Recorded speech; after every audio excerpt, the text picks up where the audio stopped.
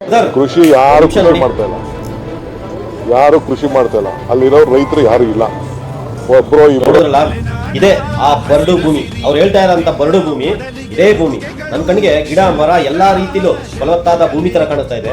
ಅವ್ರ ಕಣ್ಣಿಗೆ ಇದು ಒಂದು ಬರಡು ಭೂಮಿ. ಏನಾದ್ರು ಹಂಗೇನಾದ್ರು ಮಾಡ್ಬೇಕು ಅಂತಂದ್ರೆ ಹೋಗಿ ಉತ್ತರ ಕರ್ನಾಟಕ ಕಡೆಗೆ ಬಸ್ಸಿನ ಕೊರತೆ, ನೀರಿನ ಕೊರತೆ, ಎಜುಕೇಶನ್ ಕೊರತೆ, ಆಸ್ಪತ್ರೆ ಕೊರತೆ, ಎಲ್ಲಾ ರೀತಿ ಕೊರತೆಗಳು ತುಂಬಿಕೊಂಡು ಅಲ್ಲಿರೋಂಥ ಜನಗಳು ಸಾಯ್ತಾ ಕೂತಿದ್ದಾರೆ. ಹೋಗಿ ಅಲ್ಲಿ ಮಾಡ್ರಿ ಟೌನ್ಶಿಪ್ನ, ಅಲ್ಲಿ ಮಾಡಿ ಬೆಳವಣಿಗೆನ, ಅಲ್ಲಿ ಮಾಡಿ ಉದ್ದಾರನ. ನಿಮ್ಮ ಯೋಗ್ಯತೆಗಳಿಗೆ ಇಲ್ಲಿ ಬಂದು ಇರೋ ಜಾಗದಲ್ಲಿ ನಿಮ್ದೆಲ್ಲ ಉತ್ತಿ ಕಿತ್ತಿ ಎಲ್ಲ ಹಾಕೋದಲ್ಲ. ಉತ್ತರ ಕರ್ನಾಟಕದ ಕಡೆ ಬನ್ನಿ, ನಮ್ಮಂತವ್ರನ್ನ ಬಳಸ್ಕೊಡಿ ಅಂದ್ರೆ ಅವ್ರನ್ನ ಬರೀ ಬಳಸ್ಕೊಂಡು ಮಾತ್ರ. ಉತ್ತರ ಕರ್ನಾಟಕ ಕಡೆ ನಾವು ಹೋಗ್ಬಿಟ್ರೆ ಫೇಮಸ್ ಆಗೋಗ್ಬಿಡ್ತೀವಿ ಅಂತ ಬರೀ ಬಳಸ್ಕೊಳ್ಳೋಂಥ ಜನಗಳೇ ಆಗೋದ್ರು. ಹಿಂದೆ ಮಾರೋದು, ಮುಂದೆ ಹೊಡಿಯೋದು. ಹೆಣ್ಮಕ್ಳಿಗೆ ನಾಚಿಕೆ ಆಗ್ಬೇಕು.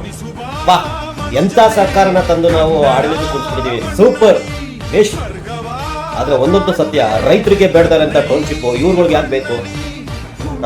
ಒಂದೆರಡು ಎಕರೆ ಅಲ್ಲ, 9,000 ಎಕರೆ ಅಂತ ಎಕರೆಯಲ್ಲಿ ಟೌನ್ಶಿಪ್ ಮಾಡ್ಕೊಂಡು ಇವ್ರು ಮದುವೆ ಆಗಿರೋಕ್ಕೋಸ್ಕರ ಅಂದ್ರೆ ಏನು, ಈ ದೊಡ್ಡ ನಾ ಕ್ಲೀನ್ ಸಿಟಿ ಮಾಡ್ತೀನಿ, ಮಾಡ್ತೀನಿ, ಅದು ಮಾಡ್ತೀನಿ, ಇದು ಮಾಡ್ತೀನಿ, ದೊಡ್ಡ ಕ್ಲೀನ್ ಮಾಡಾಕ್ತೀನಿ ಅಂತ ನಿಮ್ಮಂತವ್ರನ್ನ ಕ್ಲೀನ್ ಮಾಡಿದ್ರೆ ನಾವೆಲ್ಲ ಸೇರ್ಕೊಂಡು ಇದೆಲ್ಲ ಈ ತರ ನಮಗೆ ಬರುತ್ತಿರೋಂಥ ಪರಿಸ್ಥಿತಿನೇ ಇಲ್ಲ.